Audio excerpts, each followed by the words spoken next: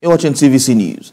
The United Nations Children's Fund and the National Emergency Management Agency has asked states of the Northeast region to put necessary measures in place towards averting risk of outbreak and natural disasters in the region.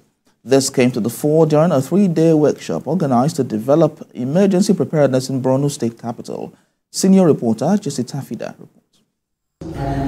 Stakeholders from Borno, Yobe and Adamawa State are invited to participate in a 3-day emergency response and risk analysis exercise, enhancing disaster response and preparedness, as well as finding efficient strategies to lessen suffering among those impacted by crisis are the main objectives.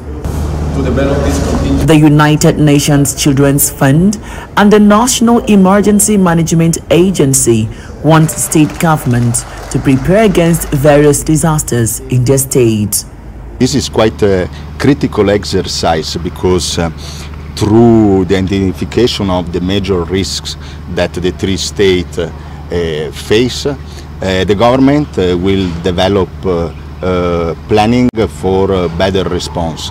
And the aim is to be better prepared. We expect 3 contingency plans, one for each state, so one for Borno, Adamawa and Yobe, that would prepare the government as well as partners to respond to crisis. Build on the existing contingency plans that are available, for example, the National Disaster Response Plan.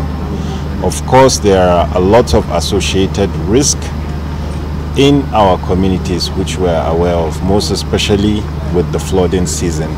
Now that internally displaced people have returned to their homes, there is a greater chance of disease outbreaks, which government must take appropriate precautions to prevent them. The disaster will be the crisis, or the hazard will be identified through first the identification of the risks. So the exercise foresees as a first the identification of the major risk, whether are outbreaks or natural hazards. Stakeholders at the meeting expressed commitment to support the plan and ensure quick implementation in their respective state. Jesse Tafida, TVC News, Maiduguri.